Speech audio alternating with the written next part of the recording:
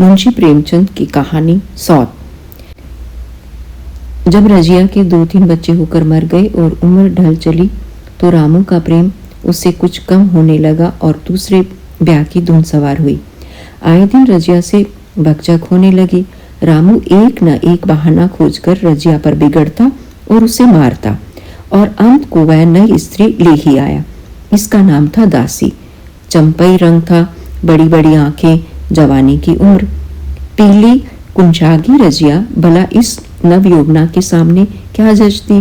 फिर बेवजह जाते हुए स्वामित्व को जितने दिन हो सके अपने अधिकार में रखना चाहती थी। गिरते हुए छप्पर को थोनिया से संभालने की चेष्टा कर रही थी। इस घर को उसने मर मर कर बनाया है, उसे सहज में ही नहीं छोड़ सकती। वह इतनी बेसमझ नहीं है कि घर छोड़कर चली जाए और दासी इराज करे। एक दिन रजिया ने रामू से कहा, मेरे पास साड़ी नहीं है, जाकर ला दो। रामू उसके एक दिन पहले दासी के लिए अच्छी सी चुंदरी लाया था। रजिया की मांग सुनकर बोला, मेरे पास अभी रुपया नहीं था। रजिया को साड़ी की उतनी चाहना थी जितनी रामू और दसिया के आनंद में विघ्न डालने की। बोली, रुपए नहीं थे तो कल अपनी चहेती के लिए चुंदरी क्यों लाती? चुनरी के बदले उसी दाम में 2 साड़ियां लाती तो क्या एक मेरे काम न आती? रामू ने सविच्छा भाव से कहा, मेरी इच्छा, जो चाहूंगा करूंगा, तू बोलने वाली कौन है? अभी उसके खाने खेलने के दिन है, तू चाहती है उसे अभी से नून तेल की चिंता में डाल दूं? ये मुझसे न होगा। तुझे ओढ़ने पहनने की साध है तो काम कर। भगवान ने क्या हाथ पैर नहीं दिए?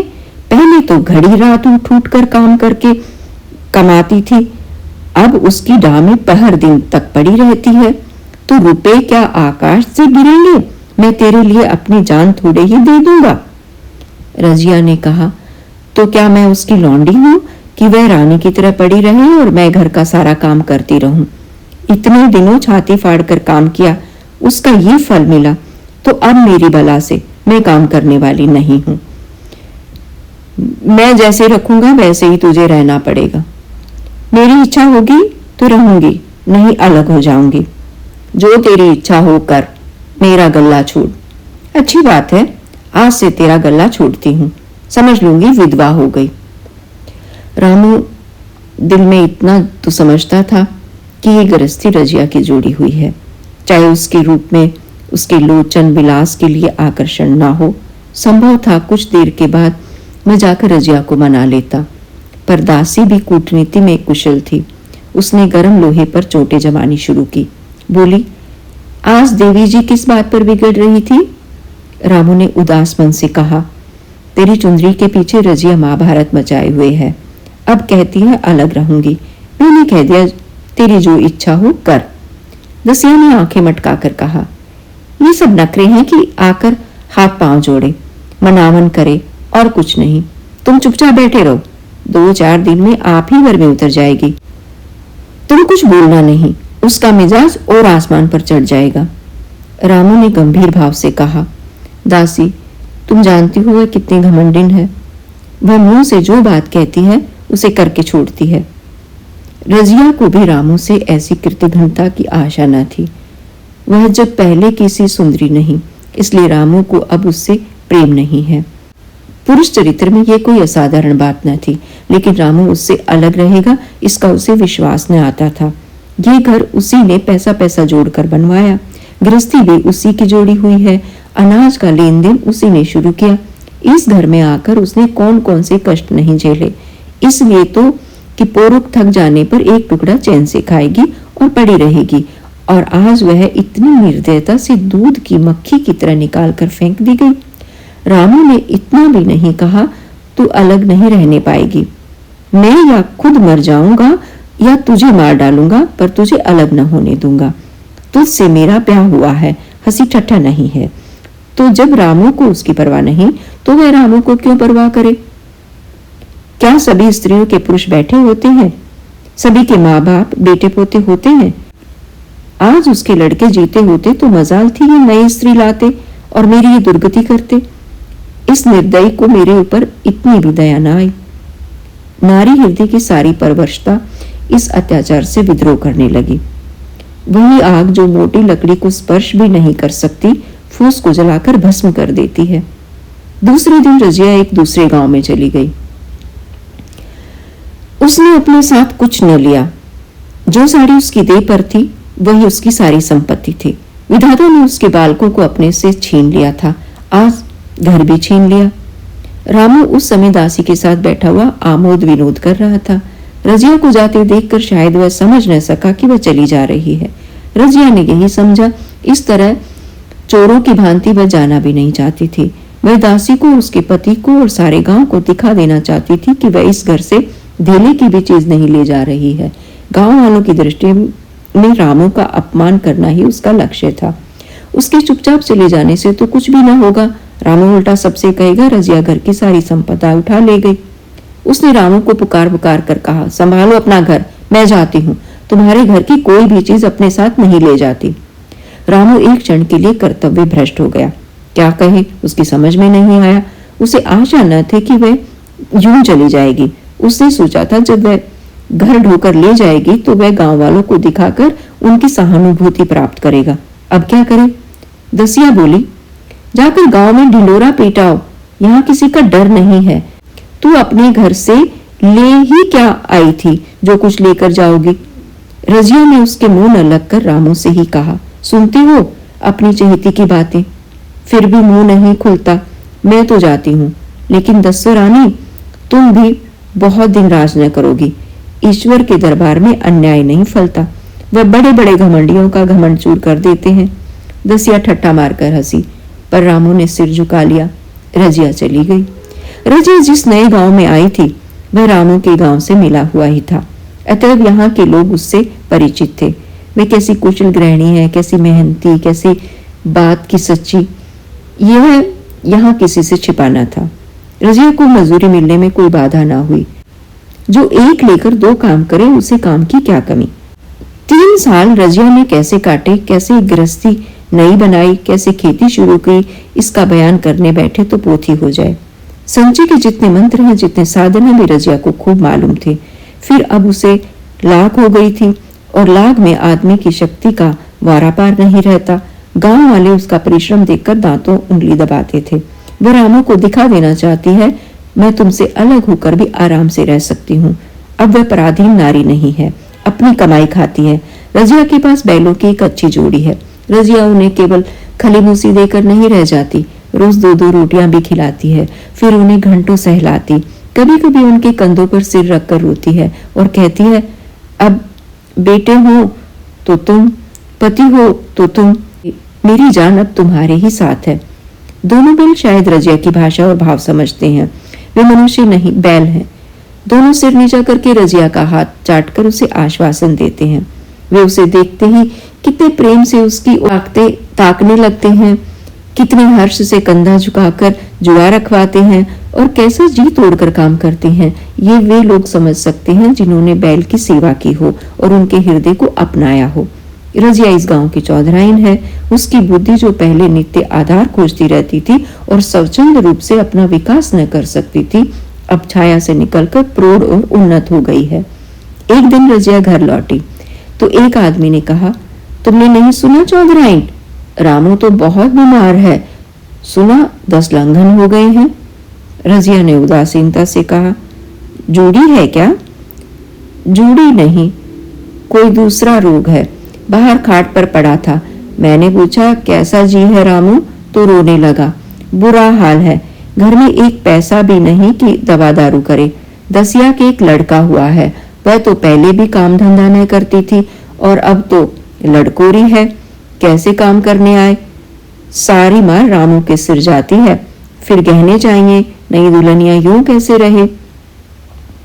रजिया ने घर में जाते हुए कहा, जो जैसा करेगा आप भोगेगा। लेकिन अंदर उसका जी न लगा। वह एक क्षण में फिर बाहर आई। शायद उस आदमी से कुछ पूछना चाहती थी और इस अंदाज में पूछना चाहती थी माने उससे कुछ परवाह नहीं है। पर वह आदमी चला गया था। रजिया ने पूर्व पश्चिम जाकर देखा, वह कहीं न मिला। तब रजिया द्वार के चौखट पर बैठ गई। इसे वे शब्द याद आए जो उसने 3 साल पहले रामू के घर से चलते समय कहे थे। उस वक्त जलन में उसने वह शाप दिया था। अब वह जलन न थी। समय ने उसे बहुत कुछ शांत कर दिया था। रामू और दासी की हीन अवस्था अब ईर्ष्या के योग्य नहीं, दया के योग्य थी। उसने सोचा रामू को 10 लंघन हो गए हैं तो अवश्य ही उसकी दशा अच्छी न होगी। कुछ ऐसा मोटा ताजा तो पहले भी न था, 10 लंघन ने तो बिल्कुल ही घुला डाला होगा। फिर इधर खेती बाड़ी में भी टूटा ही रहा, खाने पीने को भी ठीक ठाक ना मिला होगा। पड़ोसी की एक स्त्री ने आग लेने के बहाने आकर पूछा, सुना रामू बहुत बीमार है, जो जैसी करेगा वैसी पाएगा। तुम्हें इतनी बेदर्दी से निकाला कि कोई अपने बैरी को भी ना निकालेगा। रजिया ने टोका, नहीं दीदी, ऐसी बात न थी, वे तो बेचारे कुछ बोले ही नहीं। मैं चली तो सिर झुका लिया। दसिया के कहने में आकर वे चाहे जो कुछ कर बैठे हो, यूं मुझे कभी कुछ नहीं कहा। किसी की बुराई क्यों करूं? फिर कौन मर्द ऐसा है जो औरतों के बस में नहीं हो जाता? दसिया के कारण उनकी ये दशा हुई है। पड़ोसी ने आग न मांग मुंह फेर कर चली गई। रजिया ने कलसा और रस्सी उठाई और कुएं पर पानी खींचने गई। बैलों को सानी पानी देने की बेला आ गई थी, पर उसकी आंखें उस रास्ते की ओर लगी हुई थी जो मलसी यानी कि रामू के गांव को जाता था। कोई उसे बुलाने अवश्य आ रहा होगा। नहीं, बिना बुलाए वह कैसे जा सकती है? लोग कहेंगे आखिर दौड़ी आई ना। मगर रामू तो अचेत पड़ा होगा। 10 लंघन थोड़े नहीं होते, उसकी देह में था ही क्या। फिर उसे कौन बुलाएगा? दसिया को क्या गरज पड़ी है? कोई दूसरा घर कर लेगी, जवान है, 100 गाहक निकल आवेंगे। अच्छा, वह तो आ रहा है। हाँ, आ रहा है। कुछ घबराया सा जान पड़ता है। कौन आदमी है? इसे तो कभी मलसी में नहीं देखा, मगर उस वक्त से मलसी कभी गई भी तो नहीं।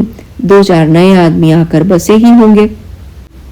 बटोही चुपचाप कुएं के पास से निकला। रजिया ने कलसा जगत पर रख दिया और उसके पास जाकर बोली, रामू महतो ने भेजा है तुम्हें? अच्छा, तो घर चलो, मैं तुम्हारे साथ चलती हूँ। नहीं, अभी मुझे कुछ देर है, बैलों को सानी पानी देना है, दिया बत्ती करनी है। तुम्हें रुपए दे दूं, जाकर दसिया को दे देना। कह देना कोई काम हो तो बुला भेजे। बटोई रामू को क्या जाने, किसी दूसरे गांव का रहने वाला था। पहले तो चकराया, फिर समझ गया। चुपके से रजिया के साथ चला गया और रुपए लेकर लंबा हुआ। चलते चलते रजिया ने पूछा, अब क्या हाल है उनका? बटोही ने अटकल से कहा, अब तो कुछ संभल रहे हैं। दसिया बहुत रो धो तो नहीं रही? रोती तो नहीं थी, अब वह क्या रोएगी, मालूम होगा पीछे। बटोही चला गया तो रजिया ने बैलों को सानी पानी किया, पर मन रामू की ओर लगा हुआ था। स्नेह स्मृतियां छोटी छोटी तारिकाओं की भांति मन में उदित होती जाती थी। एक बार जब वह बीमार पड़ी थी, वह बात याद आई। 10 साल हो गए, वह किसी रात दिन उसके सिरहाने बैठा रहता था, खाना पीना तक भूल गया था। उसके मन में आया क्यों न चलकर देख ही आए। कोई क्या कहेगा, किसका मुंह है जो कुछ कहे। चोरी करने नहीं जा रही हूँ, उस आदमी के पास जा रही हूँ जिसके साथ 15-20 साल ही हूँ। दसिया नाक सिकोड़ेगी, मुझे उससे क्या मतलब। रजिया ने किवाड़ बंद किए, घर मजूर को सहेजा और रामू को देखने चली, कांपती झिझकती क्षमा का दान लिए हुए। रामू को थोड़े ही दिनों में मालूम हो गया था उसके घर की आत्मा निकल गई, और वह चाहे कितना जोर करे, कितना ही सिर खपाए, उसमें स्फूर्ति नहीं आती। दासी सुंदरी थी, शौकीन थी और फुअड़ थी। जब पहला नशा उतरा तो ठाई ठाई शुरू हुई। खेती की उपज कम होने लगी और जो होती भी थी वह ऊटपटांग खर्च होती थी, ऋण लेना पड़ता था। इसी चिंता और शोक में उसका स्वास्थ्य बिगड़ने लगा। शुरू में कुछ परवाह न की, परवाह करके ही क्या करता, घर में पैसे न थे। अताइयों की चिकित्सा ने बीमारी की जड़ और मजबूत कर दी और आज 10-12 दिन से उसका दाना पानी छूट गया था। मौत के इंतजार में खाट पर पड़ा करहा रहा था। और अब वह दशा हो गई जब हम भविष्य से निश्चिंत होकर अतीत में विश्राम करते हैं, जैसे कोई गाड़ी आगे का रास्ता बंद पाकर पीछे लौटे। रजिया को याद करके वह बार बार रोता और दासी को कोसता, तेरे ही कारण मैंने उसे घर से निकाला। मैं क्या गई, लक्ष्मी चली गई। मैं जानता हूँ अब भी बुलाऊं तो दौड़ी आएगी, लेकिन बुलाऊं किस मुंह से। एक बार वह आती और उससे अपने अपराध क्षमा करवा लेता, फिर मैं खुशी से मरता, और लालसा नहीं है। सहसा रजिया ने आकर उसके माथे पर हाथ रखते हुए पूछा, कैसा जी है तुम्हारा? मुझे तो आज हाल मिला। रामू ने सजल नेत्रों से उसे देखा। पर कुछ कह न सका। दोनों हाथ जोड़कर उसे प्रणाम किया, पर हाथ जुड़े ही रह गए और आंख उलट गई। लाश घर में पड़ी थी। रजिया रोती थी, दसिया चिंतित थी। घर में रुपए का नाम नहीं, लकड़ी तो चाहिए ही, उठाने वाले भी जलपान करेंगे ही, कफन के बगैर लाश उठेगी कैसे? 10 से कम का खर्च न था। यहाँ घर में 10 पैसे भी नहीं। डर रही थी आज गहन आफत आई। ऐसी कीमती भारी गहने ही कौन थे? किसान की बिसात ही क्या? 2-3 नग बेचने से 10 मिल जाएंगे, मगर और हो ही क्या सकता है? उसने चौधरी के लड़के को बुलाकर कहा, देवर जी ये बेड़ा पार कैसे करें? गांव में कोई धीले का भी विश्वास करने वाला नहीं। मेरे गहने हैं, चौधरी से कहो इन्हें गिरोह रखकर आज का काम चलाएं, फिर भगवान मालिक है। रजिया से क्यों नहीं मांग लेती? सहसा रजिया आगे पहुंचती हुई यहाँ निकली, कान में भनक पड़ी। पूछा, क्या है जोखू, क्या सलाह कर रहे हो? अब मिट्टी उठाओगे कि सलाह की बेला है? हाँ, उसी का सरंजाम कर रहा हूँ। रुपए पैसे तो यहाँ होंगे नहीं, बीमारी में खर्च हो गए होंगे। इस बेचारी को तो बीच मजदार में लाकर छोड़ दिया। तुम लपक कर उस घर चले जाओ भैया, कौन दूर है, कुंजी लेते जाओ। मजूर से कहना भंडार से 50 रुपए निकाल दे, कहना ऊपर की पटरी पर रखे हैं। मैं तो कुंजी लेकर उधर गया, इधर दसिया रजो के पैर पकड़कर रोने लगी। बहनापे के ये शब्द उसके हृदय में बैठ गए। उसने देखा रजिया में कितनी दया, कितनी क्षमा है। रजिया ने उसे छाती से लगाकर कहा, क्यों रोती हो बहन? मैं चला गया, मैं तो हूँ, किसी बात की चिंता ना कर। इसी घर में हम और तुम दोनों उसके नाम पर बैठेंगी। मैं वहां भी देखूंगी, यहाँ भी देखूंगी। धाप भर की बात ही क्या? कोई तुमसे गहने पाते मांगे तो मत देना। दसिया का जी होता था सिर पटक कर मर जाए। इसे उसने कितना जलाया, कितना रुलाया और घर से निकाल कर छोड़ा। रजिया ने पूछा, जिस जिसके रुपए हो सूरत करके मुझे बता देना, मैं झगड़ा नहीं रखना चाहती। बच्चा दुबला क्यों हो रहा है? दसिया बोली, मेरा दूध तो है नहीं।